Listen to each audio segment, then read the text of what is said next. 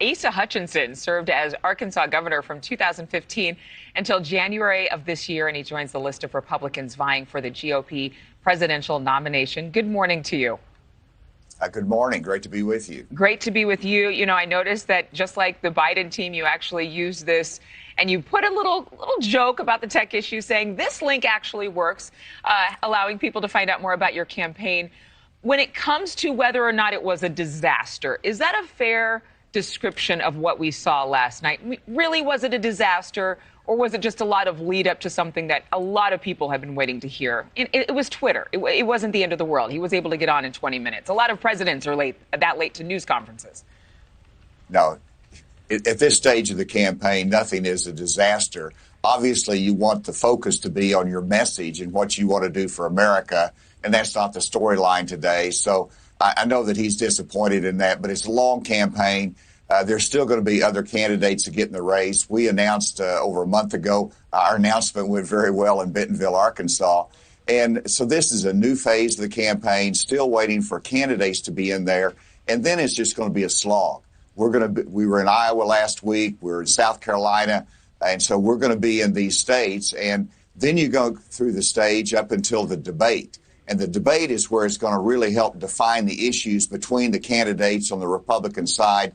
We're excited about using my experience in border security, in fighting fentanyl and the drug issues that impact our families, to my national security experience. So that's what we're looking forward to, is that next phase of really focusing on the challenges that America faces and our solutions. Do you think that it's even more of a challenge to run for this nomination with someone as polarizing as the former president? Now you have Governor Ron DeSantis, who has been described as polarizing himself. There's a lot of noise and there is a lot of media attention on the loudest candidates. How do you crack through? How do you break through someone like yourself or a Nikki Haley or a Tim Scott, who doesn't quite have as much in terms of the polling, but maybe has the messaging that you believe America needs to hear? Well, that's an important point. This is a very unpredictable political year. It's an unusual dynamic with all of the side noises of litigation that impacts the front runner. And then you've got a whole host of others that are looking to be the chief challenger. And I think the defining moment is going to be, what are the issues that we're going to be setting forth for America? It's a trust relationship. And what's important is that people do not listen simply to the loudest person in the room. And I'm not going to be the loudest person in the room, but I'm going to have the best solutions, the best vision for America, and the most experience when it comes to the issues that we face.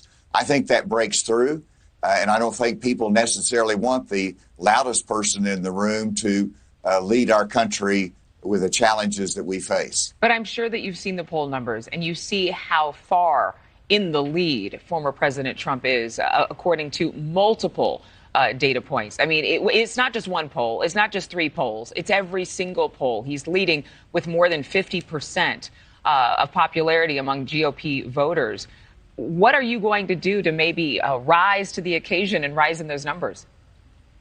Well, if he actually participates in the debate, then that's an occasion to show the differences in the direction that we want to take for America, and also the differences in style and leadership that's important for our country. But it's really up to the American voter and the Republican voter as to say, who's going to reflect our national character? Who do you want to represent on the national stage, the global stage, but also to represent to the next generation what American leadership is about? And so this is a test as to the direction that America goes and who leads. I'll make my case, and you got two simple choices. Yes, Donald Trump is way up in the polls, and so you either rally around and say he's going to be our nominee, or you get in there and fight, and you present your views, and that's the choice that I've made, because I think this is a turning point for America, and that I've got a better direction for our country, the right leadership for this time, and I'm not going to be sitting on the sidelines. Character, integrity, values, something that, of course, will be talked about much over the next year. Asa Hutchinson, thank you so much for being with us. Good to be with you. Thank you.